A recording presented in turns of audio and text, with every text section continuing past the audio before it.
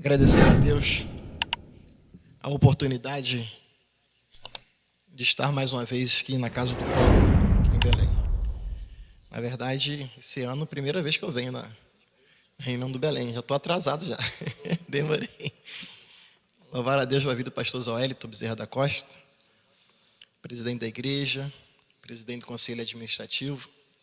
Louvar a Deus também pela vida do pastor Elton Júnior, vice-presidente da igreja e presidente da nossa convenção geral das Assembleias de Deus no Brasil. Quero convidar os amados irmãos a abrir a Bíblia Sagrada no texto que está em Tessalonicenses, 1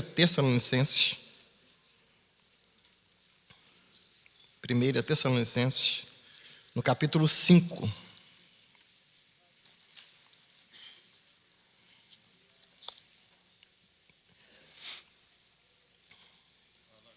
Versículo de número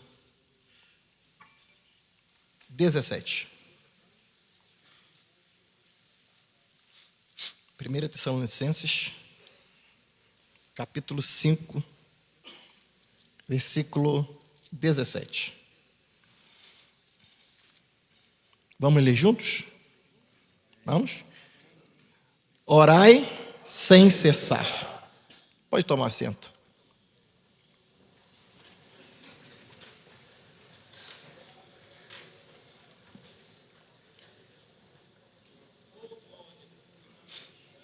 Nós somos crentes, servos de Deus, obreiros da casa do Senhor e membros da Assembleia de Deus no Brasil. A história da nossa igreja, desde a sua fundação, desde o momento em que Gunnar Wingren e Daniel Berg foram chamados para servir ao Senhor aqui no Brasil, foi fruto de oração.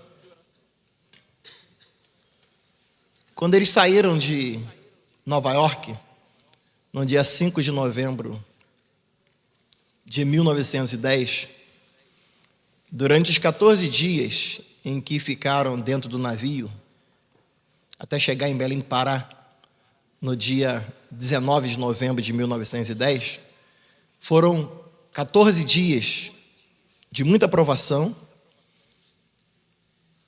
mas 14 dias em que eles ficaram orando, sem cessar. Incessantemente, durante os 14 dias, eles oraram buscando a presença de Deus. Ao chegar no Brasil, de novembro até junho de 1911, foram também muitas provações, muitas lutas, muitas guerras, batalhas, mas eles continuaram orando sem cessar. Amparados e aguardados na casa de uma irmã chamada Celina, eles oravam sem cessar, de dia, de noite e na madrugada. No livro Diários de um Pioneiro, falando sobre a história de Wingren, ele conta uma experiência da irmã Celina, que ela tinha uma enfermidade, e ela não podia orar, não podia glorificar a Deus, não podia expressar o seu louvor. E ele, incomodado com isso, e usado por Deus, usado pelo Espírito Santo, ele pergunta a ela se ela tinha fé para ser curada, e ela disse que ela tinha fé para ser curada. E eles oraram e falaram o seguinte: a partir de hoje você deixa os seus remédios, porque Jesus vai te curar. E Jesus curou a irmã Celina da enfermidade. Esta irmã Celina, agora curada, deixou os remédios de lado e certamente foi curada e foi curada. Ela começa a clamar a Deus para que Jesus a batizasse com o Espírito Santo, porque os missionários haviam chegado 6 meses antes, chegaram em 19 de novembro de 1910, já estavam chegando a junho, e muitas lutas, muitas guerras, muitas batalhas, porque eles pregavam que Jesus salva, Jesus cura, Jesus batiza com o Espírito Santo, e Jesus em breve voltaria para buscar a igreja aquele povo, aquele grupo que ali estavam, foram avivados por Deus, avivados por aqueles dois jovens, um com 26 anos e um com 33 anos. Estavam ali pregando a palavra, incentivando a palavra, manifestando a palavra de Deus. Mas não era só palavra, era prática. Não é falar apenas. Hoje a gente fala muito, né? Não estamos vendo. Não é falar, é ver acontecer. E essa mulher começa a orar, pedindo o batismo no Espírito Santo. Após um culto de oração, porque eles oravam sem cessar, ela vai para a casa dela, e começa a buscar a Deus. E Jesus a batiza no Espírito Santo, no dia 2 de junho, né? Há duas datas, a data de 2 de junho e a data de 8 de junho, mas a mais aceitável é a data de 2 de junho, que ela é batizada no Espírito Santo, e aquilo ali causa um impacto tão grande, que deixa nervosos algumas pessoas, e segundo a história, foi esse batismo no Espírito Santo da irmã Celina que causou a separação da igreja, né? Faz com que esses 13 irmãos saíssem da igreja em que eles estavam hospedados e formassem a missão da fé apostólica no dia 18 de junho de 1911. Então vejam que a fundação da igreja, a Assembleia de Deus, foi uma fundação que aconteceu porque os crentes fundadores oravam sem cessar. Eles não paravam de orar. Eles estavam orando diuturnamente, buscando a Deus, buscando ao Senhor, clamando ao Senhor, chamando a presença de Deus na vida deles, clamando a Deus com autoridade, com graça, com unção, com virtude de Deus. No dia 11 de janeiro de 1918, a igreja deixa de ser chamada a missão da fé apostólica e passa a ser, quando vai ser registrada, ela é registrada com o nome Assembleia de Deus. Assembleia de Deus. Passou-se, irmãos, alguns anos, e no ano de 1942, ali em Recife, no lugar chamado Casa Amarela, existia uma irmã com o nome de Albertina, Essa irmã, ela tinha uma filha, e essa filha, chamada Zuleide, ela tinha uma enfermidade. Essa menina chamada Zuleide, ela não andava, ela também não falava, e os médicos da época diziam que ela ia viver apenas 8 anos. O que essa irmã resolveu fazer? Ela chamou algumas irmãs para orar a Deus, para buscar a Deus, para que Deus mostrasse qual era a vontade dele em relação à vida da filha. Na primeira noite de oração, quando elas começaram a orar, alguém recebeu uma profecia, alguém entregou uma profecia e disse o seguinte: essa enfermidade não é para a morte, essa enfermidade é para mostrar a vocês o que Deus vai fazer aqui nesta cidade, o que Deus vai fazer no Brasil. Elas começaram a orar, a buscar a Deus, e o que Jesus fez? Jesus curou a Zuleide, curou aquela jovem que estava prevista viver 8 anos, e ela viveu 49 anos, para a glória de Deus. Por quê? Porque essas irmãs oravam sem cessar, e elas oravam em círculo. Em 1942, ali na Casa Amarela, em Recife, quando elas oravam em círculo, faziam um círculo e oravam. Por que o círculo? Porque a irmã Albertina, que é a fundadora do círculo de oração, ela tinha lido um folheto, ela recebeu um folheto, ela leu nesse folheto que as orações eram como um círculo nos céus. Era como um círculo nos céus. Então, quando ela vai fundar o trabalho de oração, quando ela reúne as irmãs de oração, ela se lembrou do folheto, ela disse assim: vamos circular os céus com as nossas orações. Vamos circular os céus com as nossas orações. Essas irmãs oravam sem cessar.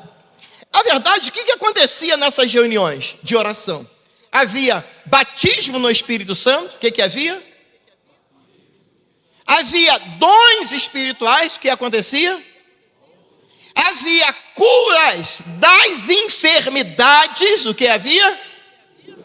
E também havia conversões de almas. Por quê? Elas oravam sem cessar. O trabalho cresceu, o evangelho explodiu ali em Recife. Muitas e muitas almas eram salvas para Jesus, obreiros eram chamados, pessoas curadas, batizadas no Espírito Santo, prostitutas se tornando mulheres santas de Deus, homens maus, malfeitores se tornando homens santos de Deus. Mas existia um grupo de mulheres e de homens também que estavam circulando os céus com oração, e o céu não parava de ser circundado, porque a oração era sem cessar. Então o que é a oração? A oração é um diálogo entre Deus e as pessoas. A oração é uma parceria entre a pessoa e aquele com quem ele fez uma aliança. A oração é uma parceria, é um diálogo entre você em Deus, o Deus da aliança, o Deus que tem comprometimento contigo e o Deus que você tem compromisso com ele. No Antigo Testamento, Israel é uma nação nascida na oração. Nascida na oração. Deus ouviu os clamores dos judeus, dos hebreus, quando eles oravam. Você que tem o seu texto bíblico, por favor, Êxodo capítulo 3, versículo de número 7.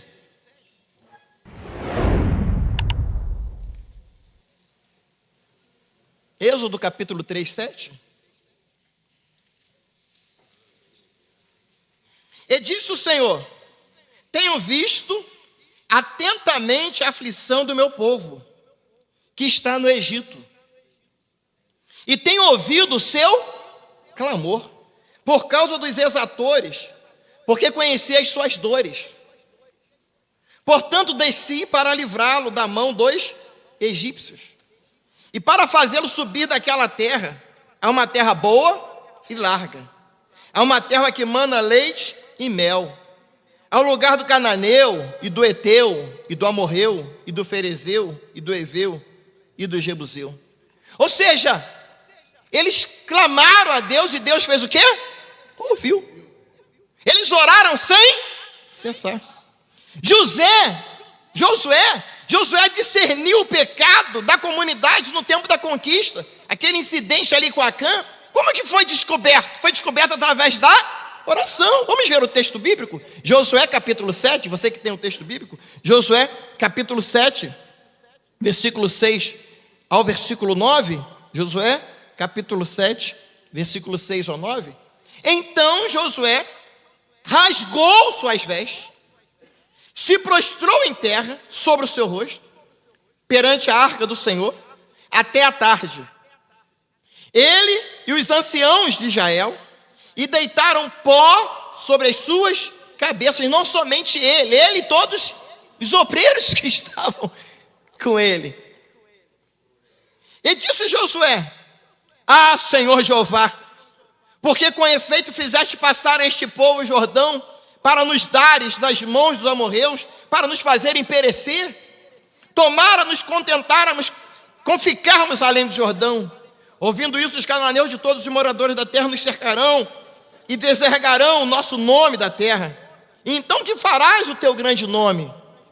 Então disse o Senhor a Josué, depois da oração de Josué, depois da oração dos anciãos, olha o que Deus diz para Josué: levanta-te, porque estás prostrado assim sobre o teu rosto. Eu vou te mostrar quem é o pecador dentro da congregação. O Josué orou sem cessar.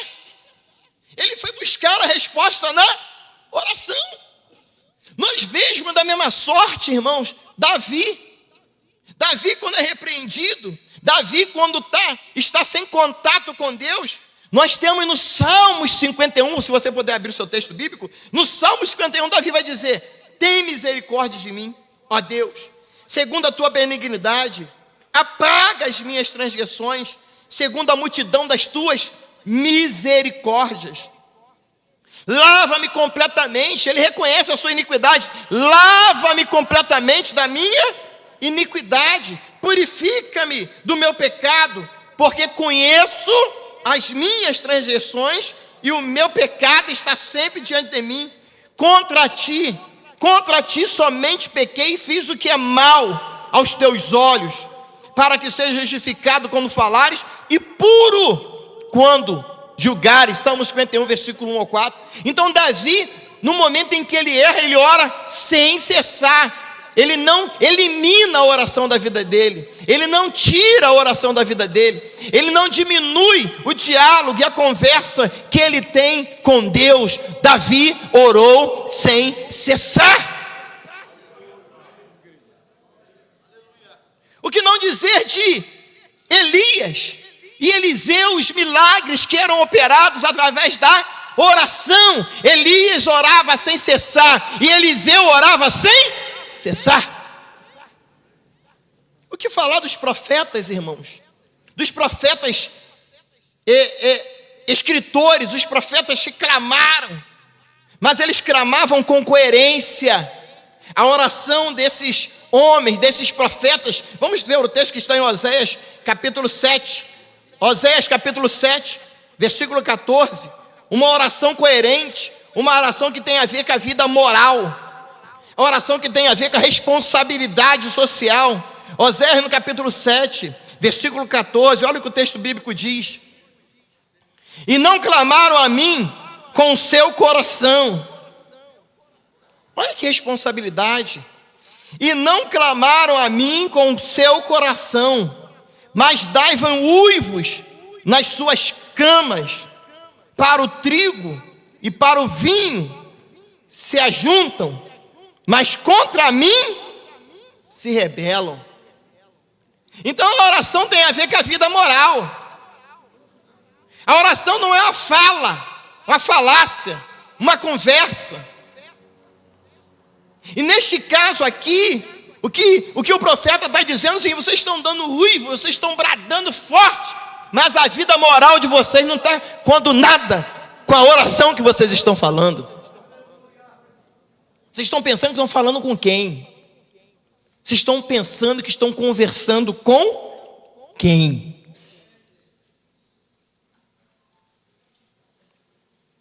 Eles oravam. Os profetas que tinham comunhão com Deus oravam sem cessar. O chamado de Isaías, no capítulo 6, vai refletir esse compromisso envolvido na oração. Vamos ver a Bíblia. Isaías capítulo 6, olha esse compromisso, essa visão maravilhosa, essa responsabilidade maravilhosa da oração sem cessar. No capítulo 6, no versículo de número 1. No ano em que morreu o rei Uzias, ele diz: eu vi o Senhor assentado sobre um alto e sublime trono. E vejam, irmãos, que visão de ver o Senhor, de sentir a presença do Senhor, de sentir a glória do Senhor, e de não somente ver, sentir, perceber, é deixar que os outros vejam, deixar também que os outros percebam essa presença de Deus na vida daquelas pessoas que estão em nossa volta.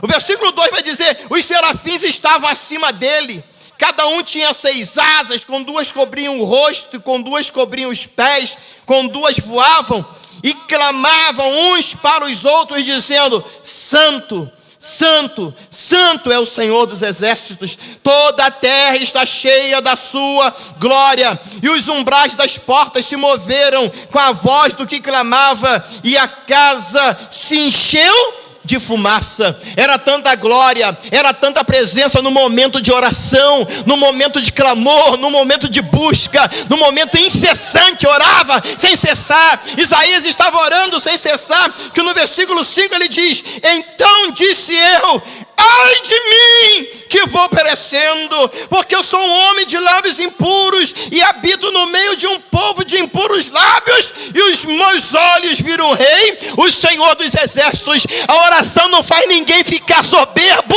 a oração faz a pessoa descer, ficar humilde na presença dele. Chorecanda orabacaia, aleluia. Orar sem cessar. Aleluia. O que dizer dos salmos, irmãos? Os salmos nos ensinam a variedade e a honestidade na oração. Diga: honestidade na oração. Honestidade na oração. O salmo nos ensina isso. O salmo nos ensina a proclamar o louvor. O salmo nos ensina a pedir perdão. A pessoa está orando e está odiando o irmão. Está orando e está odiando o obreiro. está orando e está perseguindo o obreiro. O Salmo nos ensina a buscar a comunhão, não somente com Deus, mas também com o irmão. Não tem como ter comunhão com Deus se está em guerra com o irmão, isso partindo de você, é claro. O Salmo nos ensina a proteção. O Salmo nos mostra que Jesus ainda é o mesmo. Ele arranca a enfermidade, ele arranca a dor, ele cura o enfermo. Aleluia. Aleluia. E Jesus demonstra isso também, irmãos, no Novo Testamento, para que nós tenhamos uma vida de oração. Uma vida de oração intensa e uma vida de oração o quê? Regular. Uma vida de oração constante. Vamos abrir a Bíblia em Mateus, capítulo de número 6. Quem está no culto, diga amém. Glória a Deus. Aleluia. Ora sorecandabarabachoraça. Aleluia. Aleluia. Nanamanamashomecandomassa.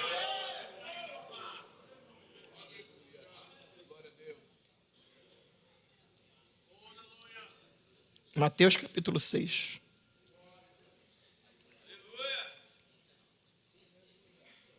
A partir do versículo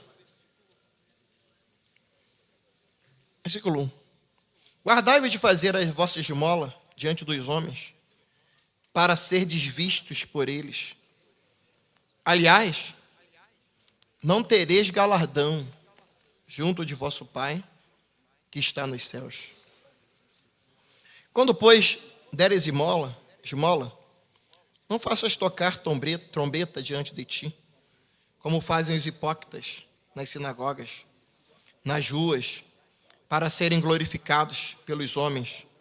Em verdade vos digo que já receberam seu galardão. Mas quando tu deres esmola, não saiba a tua mão esquerda o que faz a tua direita, para que a tua esmola seja dada ocultamente, teu Pai, que vê em secreto, te recompensará publicamente. Versículo 5. E quando orares, não sejas como os hipócritas. Não sejas como os... E quando orares, não sejas como os hipócritas, pois se comprazem em orar em pé nas sinagogas e as esquinas das ruas, para serem vistos pelos homens. Em verdade vos digo que já receberam o seu galardão. Mas tu, quando orares, entra no teu aposento, e fechando a tua porta, ora a teu Pai, que vê o que está oculto. Deus vê o que está oculto. Aleluia. E teu Pai, que vê o que está oculto, te recompensará. E orando, não useis de vãs repetições, como os gentios, que pensam que por muito falarem, serão ouvidos. Não vos assemelheis, pois, a eles, porque vosso Pai sabe o que vos é necessário antes de vós lhe pedirdes.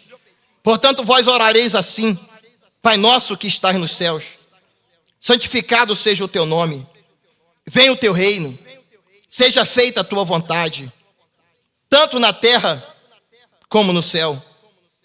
O pão nosso de cada dia dá-nos hoje. Perdoa-nos as nossas dívidas, assim como nós perdoamos aos nossos devedores.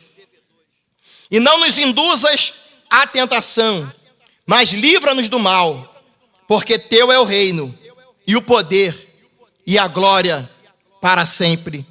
Amém. O versículo 5 desse texto diz exatamente isso. E quando orares, não seja como os hipócritas, que se comprazem em orar em pé nas sinagogas. Existem pessoas que oram para impressionar a congregação. É aquela pessoa que é chamada para orar antes do pregador e ele faz uma oração de meia hora. Ele vai fazer a oração para o pregador, mas ele faz uma oração, fala a língua estranha, dá brado, entrega a profecia, ele quer aparecer, ele quer impressionar. Aí Jesus chama de hipócrita.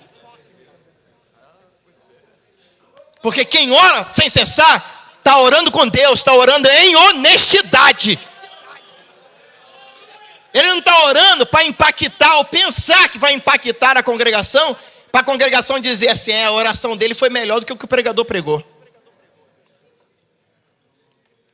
Jesus também proibiu, no capítulo 6 de Mateus, proibiu qualquer tentativa de manipular Deus. A oração não é instrumento para você tentar manipular Deus para fazer a tua vontade. Não é a tua vontade, é a vontade dele, é a vontade de Deus. Essa oração de Mateus vai nos ensinar que nós temos que confiar no Pai, confiar em Deus. Há pessoas que são, irmãos, impactadas, lamentavelmente, pelaquilo que vê, e não pelaquilo que ele não está vendo, mas é o que de fato está acontecendo. Eu já contei aqui uma vez, em que fui orar com um amigo meu, e com muita tranquilidade e honestidade fui fazer a oração pela irmã. Só que eu orei na boa, né? Deus abençoa a tua serva, traz a cura, Senhor. E fiz a oração.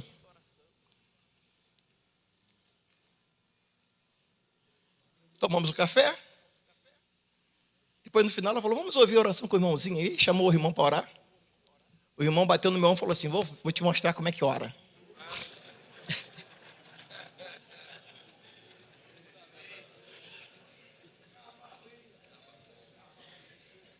Meu Deus, meu Pai! Aí pegou a cabeça da irmã, esta mulher! Deu uma rajada de língua estranha, glória a Deus, sapateou, acabou de orar, falou assim, viu aí? E não é que a mulher levou mais fé na oração dele do que na minha.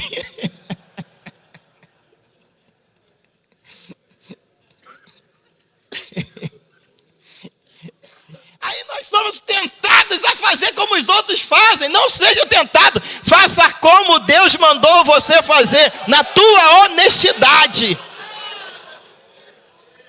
Deus não ouve oração de hipócrita. Deus não ouve oração sem honestidade.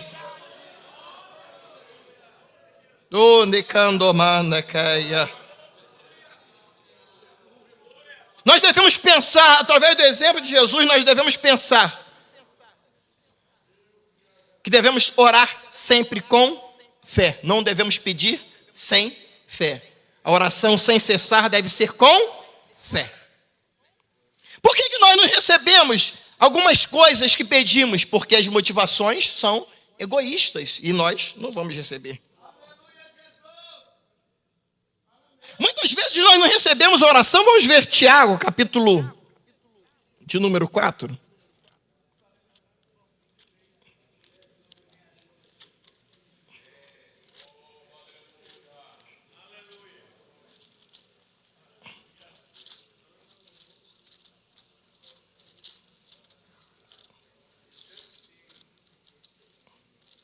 Tiago, capítulo 4, versículo 7. Tiago 4, 7. Sujeitavos a Deus, resisti ao diabo, e ele fugirá de vós. A oração tem esse poder de blindar a tua casa, de blindar a tua família, de blindar o teu filho, de blindar os conflitos, e o diabo fugirá de vós. Chegai-vos a Deus, versículo 8, e ele se chegará a vós. Chegai-vos a Deus. A nossa oração, ela não pode estar prejudicada ou corrompida pelo nosso caráter. Chegai-vos a Deus, e ele se chegará a vós. Limpai as mãos, pecadores, e vós de duplo ânimo, purificai o vosso coração, senti as vossas misérias, e lamentai e chorai, converta-se o vosso riso em pranto, o vosso gozo em tristeza, humilhai-vos perante o Senhor, e Ele vos exaltará. Orai sem cessar. A história da nossa igreja, desde a fundação, desde o chamamento de Gunnar Wingren e Daniel Berg, é debaixo do joelho, é debaixo do joelho, é debaixo do joelho. Aí nós vamos entender uma palavra de Paulo aos Efésios, por favor. Efésios capítulo de número 3. Efésios capítulo 3, quem está no culto, diga amém. Chorabanai. Efésios capítulo 4, versículo 3. Efésios capítulo 3, versículo 14. Vamos ler juntos? Vamos ler juntos? Por causa disso, vamos juntos. Por causa disso, me ponho de joelhos perante o Pai de nosso Senhor Jesus Cristo. É por causa disso o quê? Do conflito que você está vivendo em sua casa. Se ponha de joelho. Por causa disso do quê? Aquele probleminha na congregação que você não sabe como resolver. Já chamou o deputado, já chamou o vereador, já chamou não sei quem. Chame Deus, chame Deus, chame Deus, se ponha de joelhos. Oh, ei, oh, Nabanai, é de joelhos, é colocar os joelhos debaixo no chão, o coração voltado para Deus. Deus vos exaltará, chegai-vos a Deus. Paulo vai dizer, por causa disso me ponho de joelhos perante o Deus, Pai de nosso Senhor Jesus Cristo. Aí o versículo 15 é tremendo, porque o versículo diz assim: o qual toda a família nos céus e na terra toma o nome. Aí ele vai dizer o resultado dessa oração. Paulo vai dizer no versículo 20, quando você se põe de joelhos, olha o que acontece. Ora, aquele que é poderoso para fazer muito mais abundantemente, além daquilo que você pediu em joelhos, além daquilo que você pensou em joelhos, segundo o poder que em nós opera, a esse glória na igreja, por Jesus Cristo, em todas as gerações. Orai sem cessar. Ei! Nós precisamos de uma igreja onde o jovem vê que você ora, onde a criança vê que você ora, onde as irmãs da oração vê que você ora. Orai sem cessar. Ei, candobanda calamainde coramandarabacaia. Levante as suas mãos se você pode por uns instantes. Vamos orar, vamos orar, vamos orar. Tem solução. Orai sem cessar. Ei, condamanai.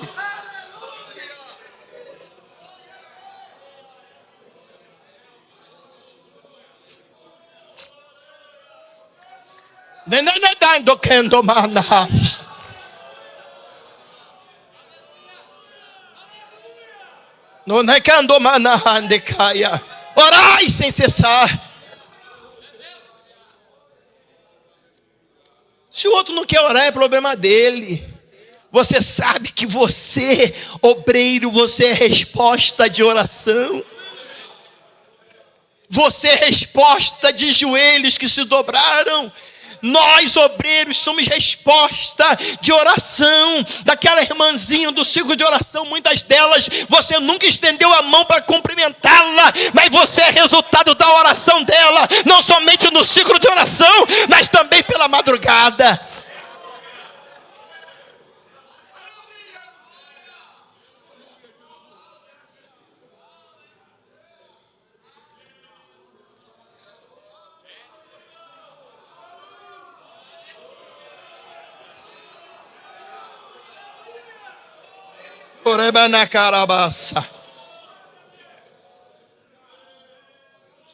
Orai sem cessar. Mateus 6 nos ensina a paternidade celestial. Jesus nos ensina que o Pai Deus, nosso Pai Deus, Ele não está longe.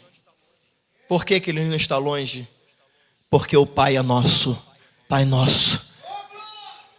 Pai nosso. Diga, por favor, Pai nosso.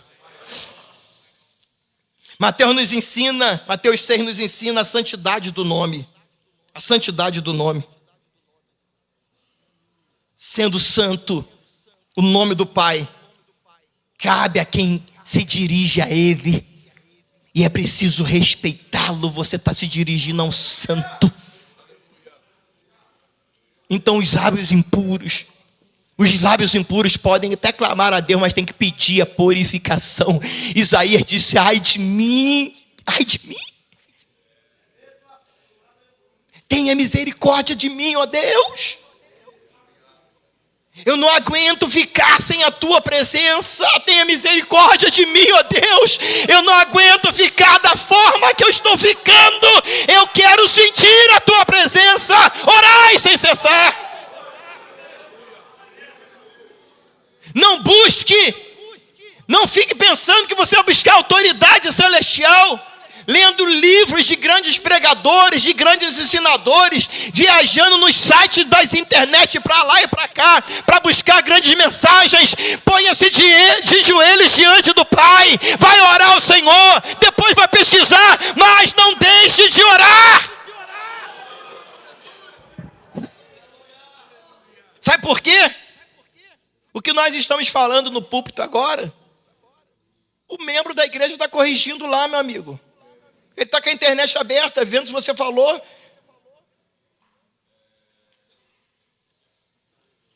Mas a unção não.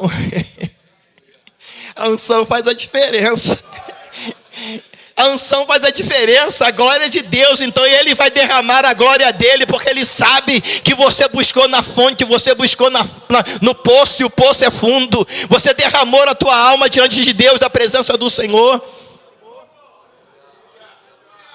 Paulo vai dizer, nesse Mateus 6 vai dizer, Jesus ensinando, que a vinda do reino, o cumprimento do que se está suplicando, revela claramente que se aspira, você quer que a vontade do Eterno, que a vontade de Deus seja feita. Onde os seres humanos vão dizer, não é a minha vontade, é a vontade de Deus, é a vontade do céu, é aquilo que Ele quer. É a prova de que nós que estamos suplicando queremos exatamente aquilo que Deus quer. Aí Paulo vai dizer aos Gálatas no capítulo 2, no versículo 20. Já estou crucificado com Cristo. E vivo, não mais eu, mas Cristo vive em mim. E a vida que agora vivo na carne, vivo na fé do Filho de Deus, o qual me amou e se entregou a si mesmo por mim. Romanos capítulo 6, versículo 11. Romanos capítulo 6, versículo 11 diz: assim também vós considerai-vos como mortos para o pecado. Aí você vai dizer, mas pastor Luiz, tem muito pastor pecando, muita gente pecando, problema deles. Eu fui chamado para viver para Deus, eu fui chamado para viver morto para o pecado. Eu fui chamado para dar testemunho para minha esposa, Cláudia. Eu fui chamado para dar testemunho para minha filha, Kathleen, para o meu filho César. Dentro do meu lar, um sacerdote respeitado pela minha casa, pela minha família.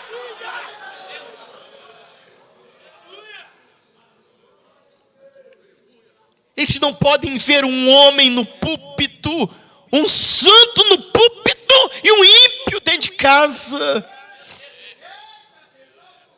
A congregação onde eu sirvo não pode ver lá no altar um homem cheio da graça, cheio da letra, mas no bastidor um ímpio, um corrupto. A oração, Deus está me chamando para orar, para manter a fé, manter a santidade, manter a vida com Deus, manter a honestidade. Assim também vós, considerai-vos como mortos para o pecado. Eu não fui chamado para pecar, eu fui chamado para ser santo.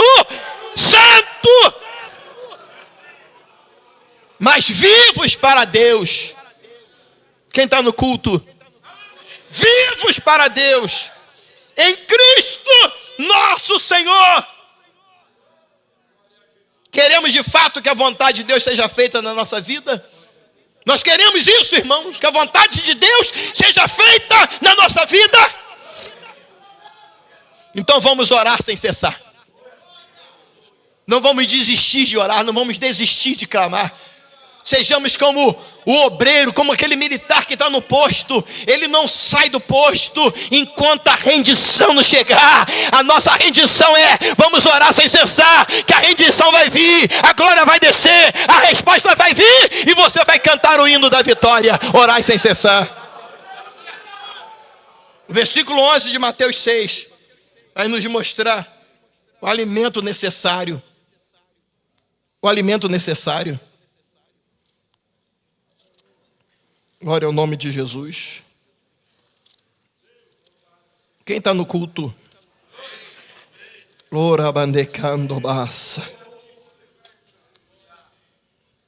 Versículo 11. O pão nosso de cada dia, dá-nos hoje. Cada dia aqui é. Tem a palavra no grego, mas não sei falar. Então só vou dizer o que é, né? Senão eu vou falar que os catedráticos vão dizer assim: está errado. Está lá no grego lá. Então cada dia significa pão necessário. Diga pão necessário. Leve em conta o que é urgente. Se você orar sem cessar, o pão necessário vai acontecer na sua vida. O que é urgente vai acontecer. Orar sem cessar. Pão de cada dia significa aqui o pão diário. Diga pão diário. Pão diário. Leve em conta o desejo maior do crente. Qual é o teu desejo maior agora? É o pão de cada dia. O pão de cada dia, não somente o pão necessário, mas o pão diário. O pão diário.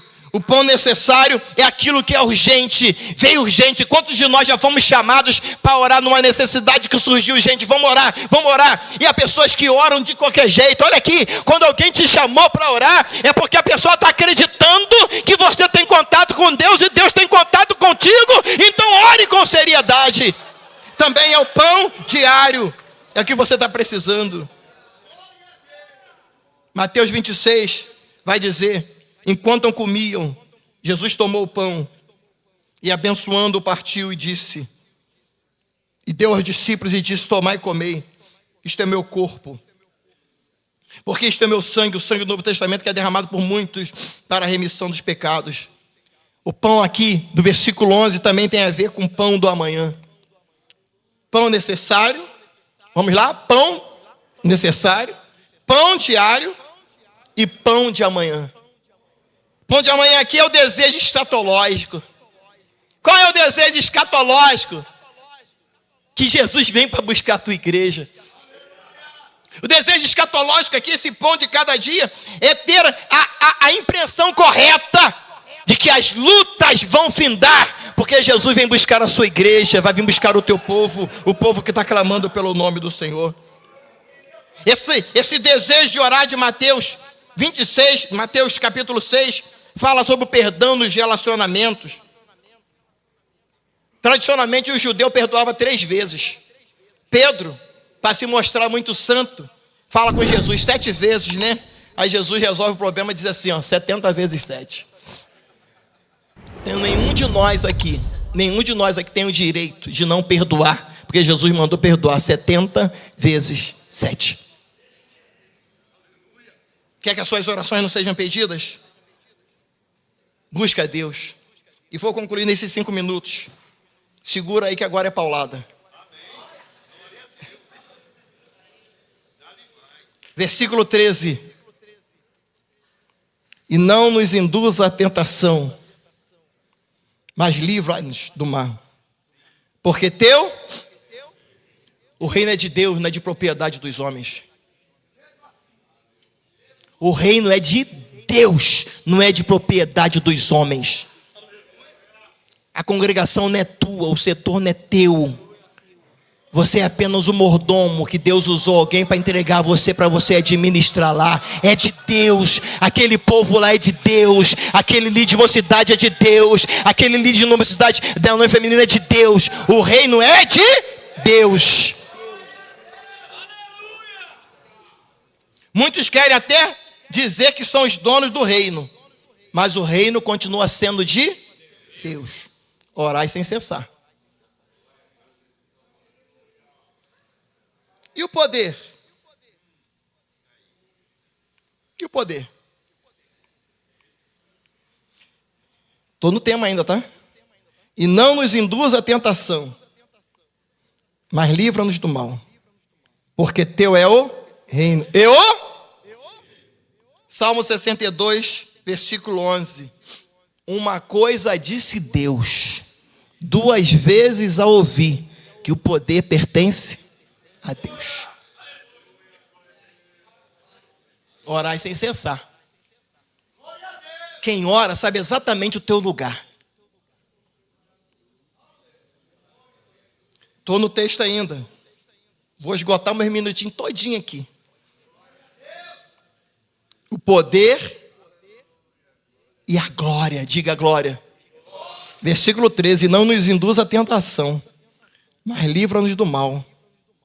Porque teu é o reino, e o poder, e a glória. Será que tem pregador que quer a glória para ele? Vou nem comentar. A glória pertence ao Isaías 42, 8. Eu sou o Senhor, este é meu nome, a minha glória, pois a outro não darei. Quem ora sem cessar sabe exatamente o lugar, sabe de quem é o reino. Quem ora sem cessar sabe de quem é o poder. E quem ora sem cessar sabe de quem é a glória.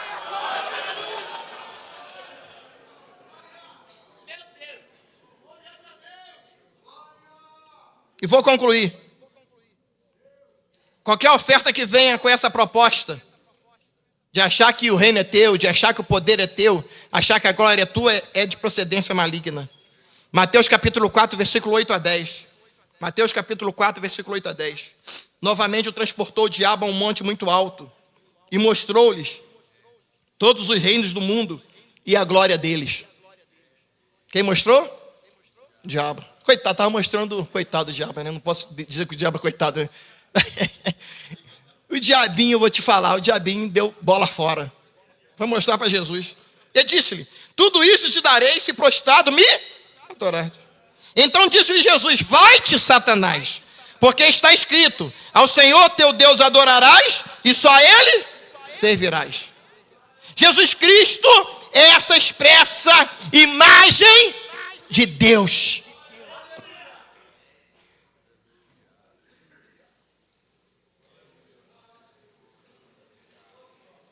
Deus quer que nós voltemos ao primeiro amor. Deus quer que nós voltemos à prática da oração. Porque a prática da oração funciona.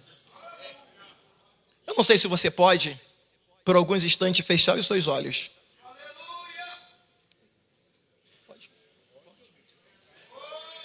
Com a autorização do pastor da igreja, eu gostaria que vocês colocassem de pé com os seus olhos fechados.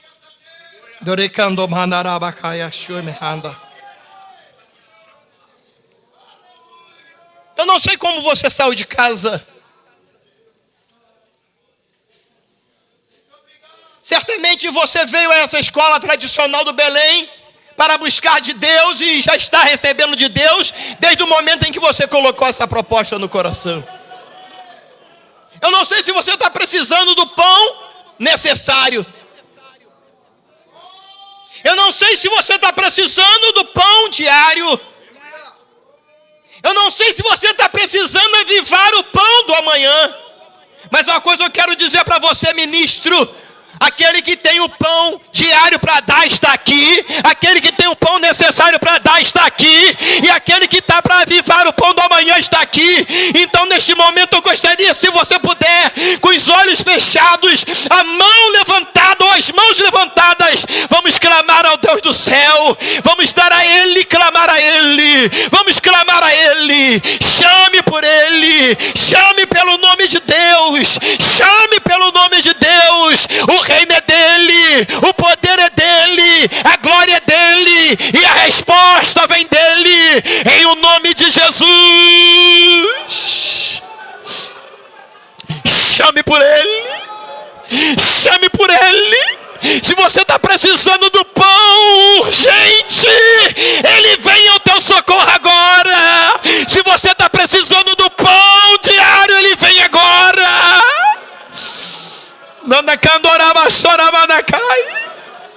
Ore com honestidade.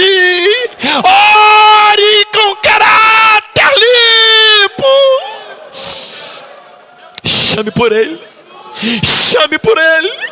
Chame por Ele. Deixa Ele fazer muito mais abundante, além daquilo que você está pedindo.